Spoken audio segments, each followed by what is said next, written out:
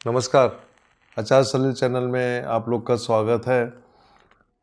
आज का ये वीडियो बांग्लादेश में जो मेरे फॉलोअर हैं और ख़ास तौर से हिंदू फॉलोअर जो वहाँ पे रह रहे हैं, उन्होंने अपनी व्यथा मुझको व्यक्त करी है और मुझसे जानना चाहते हैं कि बांग्लादेश में हिंदुओं की स्थिति कैसी रहेगी, क्या उनको देश छोड़ना चाहिए।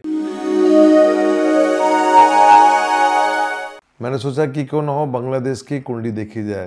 बांग्लादेश का जन्म जो था वो 26 मार्च 1971 को हुआ था और 1947 में जब भारत और पाकिस्तान दो मुल्क, मतलब भारत से इस्लाम के नाम पे पाकिस्तान एक अलग मुल्क बना था जिन्ना की जिद पे, और 47 से 71 तक ये एक समस्या थी ईस्ट और वेस्ट पाकिस्तान को लेके। और फिर इसके बाद एक लड़ाई हुई और लड़ाई होने के बाद 1971 में बांग्लादेश एक अलग मुल्क बना और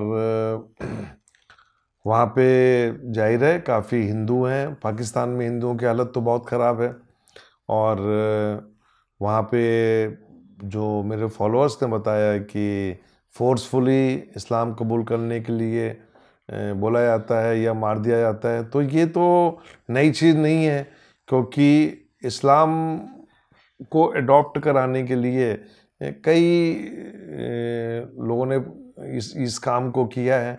और जब इस देश में मुग़लों का शासन था तो आप देखिए, मुग़ल कालीन सभ्यता को उठा के देखिए तो ये काम बहुत हुआ। लेकिन इसके पहले मैं आपको एक चीज़ और बोलना चाहूँगा कि इन सब के पीछे हम लोग की भी गलती रही है। और हम लोगों ने कहते हैं ना कि पीठ पीछे एक छुरा घोंपा अपने ही लोगों को। और बहुत सी कहानियाँ हैं जिसमें मैं ऐसे लोगों से काफ़ी बात करता रहता हूँ जिन्होंने इस्लाम कबूल किया, और वो बताते हैं कि हमने इस्लाम कबूल क्यों किया। हमने मतलब उनके पूर्वजों ने। और बहुत से पाकिस्तान में जो मुस्लिम बैठे हुए हैं वो आज भी मुझको बोलते हैं कि हम पंजाब के क्षत्रिय हैं, हम यूपी के ब्राह्मण हैं। और यहाँ पे भी कई फैमिलीज़ को मैं जानता हूँ जहाँ पे आधे मुसलमान हैं और आधे हिंदू हैं या ब्राह्मण कम्युनिटी के हैं। बहुत लोगों से मैं मिला हुआ हूँ, आप लोग भी मिले होंगे। सवाल ये है कि बांग्लादेश में हिंदुओं की क्या स्थिति रहेगी। तो भाइयों, ये तो मैं आपको बोलूँगा कि आपके पूर्वजों की गलती है। जब देश का बंटवारा हुआ तो आप लोगों को बांग्लादेश छोड़ देना चाहिए था, यह पाकिस्तान छोड़ देना चाहिए था।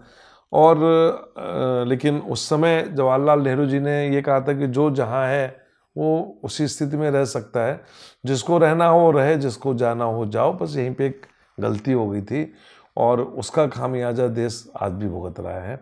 हमारे यहाँ भी वही स्थिति है। लेकिन युग परिवर्तन की जब मैं बात करता हूँ तो इस युग परिवर्तन में मैंने हमेशा एक चीज़ बोला है कि जितने भी मैन मेड रिलीजन है, मतलब इंसानों के द्वारा बनाए गए जो धर्म हैं, वो सब ख़त्म हो जाएंगे। ये मैं अपनी तरफ से नहीं बोल रहा हूँ, ये सब कुछ मोहम्मद पैगंबर साहब कुरान में भी है। पैगंबर साहब ने भी इस बात को कहा था, हालांकि मैंने इसको वेरीफाई नहीं किया।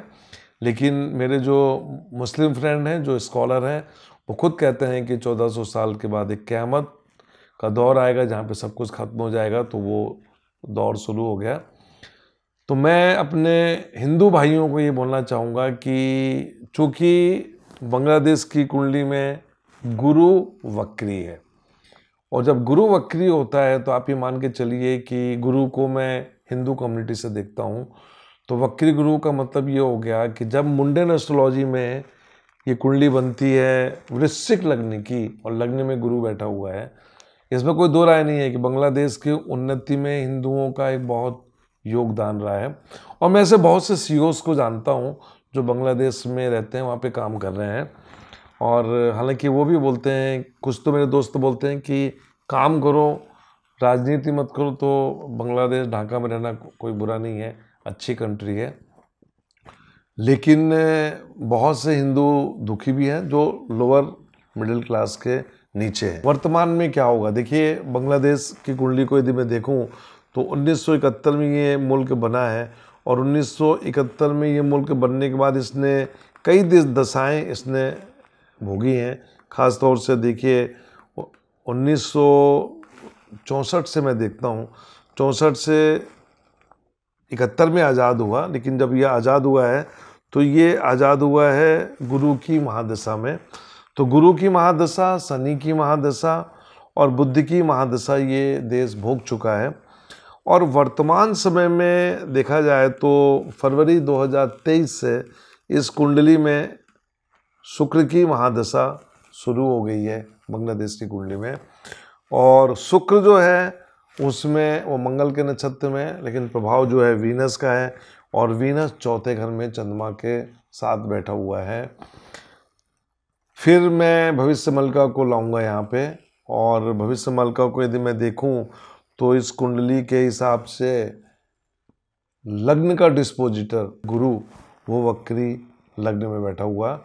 तो यदि मैं भविष्य मलिका को इसमें लगाऊंगा तो आप ये मान के चलिए कि बहुत बड़ा इलाका जो होगा पानी में समा जाएगा। वृश्चिक लग्न की कुंडली है, लग्न में वक्री गुरु, दूसरे घर में मंगल, तीसरे घर में राहु, चौथे घर में शुक्र और चंद्रमा, पांचवें में सूर्य और बुध, छठे घर में शनि नीच का है, सातवां घर खाली, आठवां घर खाली, नौवें घर में केतु है, 10वां 11वां 12वां घर खाली और लग्न में गुरु बैठा हुआ है। मैं यदि यहाँ पे इस कुंडली की खास तौर से इस देश की आर्थिक उन्नति को देखूं तो इसने एक पीरियड में काफ़ी उन्नति किया, लेकिन वर्तमान समय में अब जब ये शुक्र की महादशा शुरू हो गई है तो आप ये मान के चलिए कि शुक्र की महादशा में डाउन पाकिस्तान या बांग्लादेश जैसी हाल ना हो जाए इस कुंडली में, ये देखने वाली बात होगी। और अब जबकि विनाश लीला की मैं बात कर रहा हूँ तो विनाश लीला में बांग्लादेश भी आता है, और जब बांग्लादेश भी आता है तो कैसे बचोगे भाई। तो अभी मैं सभी लोगों को यही बोलूँगा कि प्रभु को याद कीजिए। अभी हिंदू मुस्लिम छोड़िए, अभी तो ये है कि कितने बचेंगे वो देखना है, और बच गए तो बल्ले बल्ले, नहीं तो फिर क्या कहने। कुंडली में शुक्र की महादशा मैं पहले बोल चुका हूँ, बहुत अच्छी दशा नहीं होगी, ये लॉस की दशा होगी। और जब ये लॉस होगा तो आप ये मान के चलिए एक विनाश लीला का लॉस होगा। तो मैं अपने सभी हिंदू भाइयों से कहना चाहूँगा कि वो श्रीमद् भागवत पुराण का पाठ करें, जैसे कि मैं सभी वीडियो में बोल रहा हूँ, प्रभु को याद करें, और हिंदू मुस्लिम सिख ईसाई अभी सब कुछ छोड़ें इस समय, क्योंकि एक विनाश लीला है, सब कुछ ख़त्म होना है, कितने बचते हैं पता नहीं। और अपना ध्यान रखें। मेरी तरफ से इस कुंडली में बहुत ज़्यादा कुछ बताने को नहीं है, क्योंकि इस देश ने एक बहुत ख़राब समय भी देखा और एक बहुत अच्छा समय देखा। और वर्तमान समय में ये जो शुक्र की महादशा है, ये शुक्र की महादशा जो होगी ये मैं अच्छी नहीं मानता हूँ। केतु उन्होंने बहुत एंजॉय किया, क्योंकि केतु 9वें घर की महादशा और वो बैठा हुआ है चौथे घर में, तो अनएक्सपेक्टेड गेन जिसको हम बोलते हैं। केतु की महादशा में बांग्लादेश ने काफ़ी तरक्की करी। वीनस और मून चौथे घर में बैठा हुआ है, वीनस, और ये यहाँ का जो कॉटन इंडस्ट्री है उसने काफ़ी नेम एंड फेम दिया, काफ़ी पैसा कमाया। लेकिन अभी मैं समझता हूँ समय अच्छा नहीं है। आप लोग अपना ध्यान रखें। नमस्कार।